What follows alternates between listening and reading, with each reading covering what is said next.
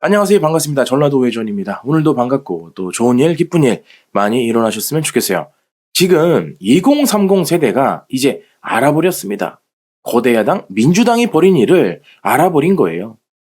자, 뼛속까지 민주당인 전라도 20대 여자분들도 많이 지금 윤석열 대통령을 지지하고 있고, 물론 계엄 이후부터 일어나는 현상이 더욱 두드러지고 있습니다. 20대 청년들은 이렇게 얘기하죠. 요즘 유행어입니다. 나는 북한 공산당이 싫어요. 중국 공산당이 싫어요. 돈 풀어 선심 쓰고 있는 거 싫어요. 요즘 20대 청년들이 이런 얘기를 친구들끼리 많이 하고 있다고 합니다. 방탄정당, 그게 민주주의입니까?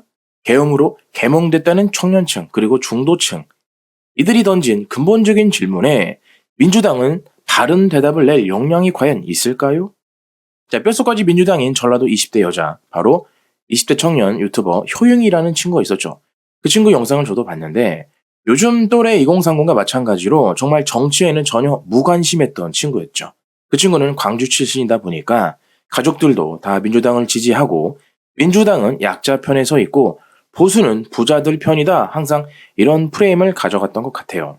하지만 계엄령이 선포된 거죠. 느닷없이 갑자기 어느 날 밤에 엄마 아빠한테 전화가 왔다고 합니다. 절대 밖에 나가지 말라. 나가면 안 된다. 총 맞을 수도 있다. 그래서 효잉이라는 청년은 덜컥 무서워서 눈물이 났다고 합니다. 실시간 뉴스를 보면서 정치에 관련된 것들을 인터넷으로 또는 핸드폰으로 막 찾아봤다고 해요. 예능처럼 재밌는 영상만 골라보는 사람이었는데 어느덧 새 유튜브 알고리즘이 뉴스로 도배가 되었던 거죠. 시간이 지나니 궁금해지더라고요. 자, 대통령은 대체 뭘 했길래 계엄까지 했을까? 그 배경에 대해 파면 팔수록 궁금증이 일었다고 합니다. 그런데 진짜 나는 아무것도 모르고 살았구나. 망치로 뒤통수를 맞은 기분이다. 이런 기분이었다고 합니다. 거대 야당 민주당의 출탄핵 사건, 일방적 애산 삭감, 이태원 참사를 이용한 민주당의 더러운 정치 사건들, 북한 지령을 100건 넘게 받은 바로 민주노총 간부 간첩 뉴스, 우리가 슬픔에 휘둘려서 누군가의 게임판 위에 놀아났구나, 이런 걸 깨달았다고 합니다. 한 사람이라도 더 알게 하고 싶다, 그러면서 유튜브 제작을 했던 거죠. 이 영상은 무려 2주 만에 64만 회를 넘었다고 합니다. 이제는 많이 잊혀졌지만 2002년 6월 13일 경기도 양주군에서 중학생 2명이 주한미군 군인이 조종하던 미 육군 공병전차에 깔려 숨진 사고가 있었습니다. 바로 효순이 미순이 사건이었죠. 사건이 일어난 지 10년 후 미선 양의 아버지는 사고를 낸 미군도 이제 편히 지내길 바란다고 말했습니다. 미선 양의 아버지 심 씨는 단순한 사고라고 생각하는데 미군이 애들이 미워서 낸 게 아니지 않냐. 얼굴도 모르지만 그 미군들도 이젠 마음의 짐을 덜고 편안하게 살았으면 좋겠다. 이런 입장을 밝혔습니다. 그런데 좌빨 지형에서는 이걸 가지고 계속해서 반미 시위를 하며 매년 이 사건을 가지고 정치적으로 이용하려는 그런 좌빨 세력으로 인해 유족들이 많은 고통을 받았다고 합니다. 이렇게 세월호 사건도 그렇고 이태원 사건도 그렇고 좌빨들은 왜 이렇게 사람이 죽을 때마다 정치적으로 이용만 하려는 걸까요? 그걸 이제 정치에 관심이 없던 2030 청년들이, 그리고 중도층도, 그리고 전라도민도 대략 30% 정도는 이제 눈치를 챈 것 같습니다. 유튜버 라두우파 청년이라고 있죠. 20년 넘게 전라도에서 좌파로 살았다고 합니다. 이 친구도 우파로 전향한 이유라는 동영상을 올렸었죠. 이명박, 박근혜를 욕하기도 했었고 또 비판하기도 했었다고 합니다. 이명박, 박근혜 전 대통령을 욕하고 비판하면 깨어있는 시민, 민주주의를 사랑하고 독재에 저항하는 멋있는 사람, 이렇게 인식을 갖고 있었다고 합니다. 김대중, 노무현 전 대통령을 조금이라도 비판하면 일배충, 이것이 우리 지역의 당연한 분위기였다고 합니다.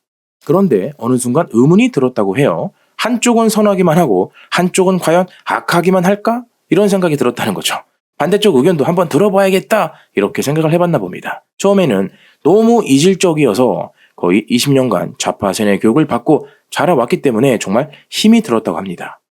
자료를 찾아볼수록 완벽하게 왜곡된 역사를 배웠다는 걸 깨달았다고 해요. 그 청년은 진심으로 6.25 때 이승만 대통령이 한강대교 끊고 혼자 도망친 줄 알았다고 합니다. 자유민주주의를 가져다준 영웅을 국민 버리고 도망친 파렴치한으로 무려 20년 넘게 속고 살았다는 거죠. 박정희 대통령은 독재를 위해 국회를 탄압하고 무장 군인들로 위협해 왕이 되려 했다 믿었다고 합니다.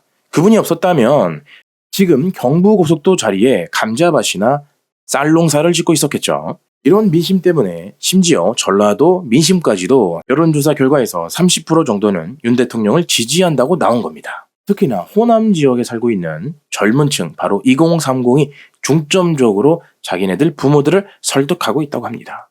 지금 대한민국 국민의 투표로 선출된 합법적 대통령인 윤석열 대통령을 헌법재판소라는 탈을 쓴 사조직 괴물로 불리고 있는 바로 우리법 연구회에 의해 부당하게 권력을 빼앗길 수도 있는 이런 위급한 상황에 처해 있습니다.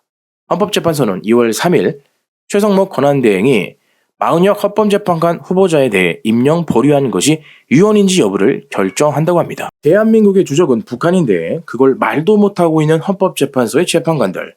대한민국은 종종 국가가 아닙니까? 그런데 주적을 찬양한다? 유엔군을 비판한다? 그런 자들이 어떻게 대한민국 대통령을 탄핵합니까? 문영배, 이미선, 마은혁은 우리법 연구회라는 이념 행동단체에 속한 반국가 세력이라고 생각합니다. 그런 사람들에게 대통령 탄핵 심판을 맡길 수는 없습니다. 이는 피가 거꾸로 솟는 일입니다. 이미 저들은 짜여진 프레임 속에서 대통령을 탄핵하고 있습니다. 잿빛으로 물든 양심을 가지고 있는 이들 재판관에게 과연 회피할 만큼 양심이 있을까 싶네요. 재판 상황만 봐도 완전 편향적이지 않습니까? 노골적으로 좌빨 편을 들고 있습니다. 정말 이해가 안 가는 것은 8년 전에 박근혜 전 대통령 탄핵 심판 때처럼 8명의 재판관으로도 윤 대통령의 탄핵 심판을 충분히 심리하고 결정할 수 있음에도 굳이 무리수를 두면서까지 마은혁 재판관을 임명할 이유가 없습니다. 마은혁 재판관을 강행하려는 이유는 이미 탄핵을 결론 짓고 진행하려는 게 아닐까 싶습니다. 그러니 2030 젊은 층들이 또한 중도층이 분노할 수밖에 없는 겁니다. 그러니 박근혜 전 대통령 때처럼 8명이서 심리를 하시기 바랍니다. 그때는 맞고 지금은 틀리다. 이런 유선적인 말들 언제까지 국민들이 속지 않습니다. 감사합니다.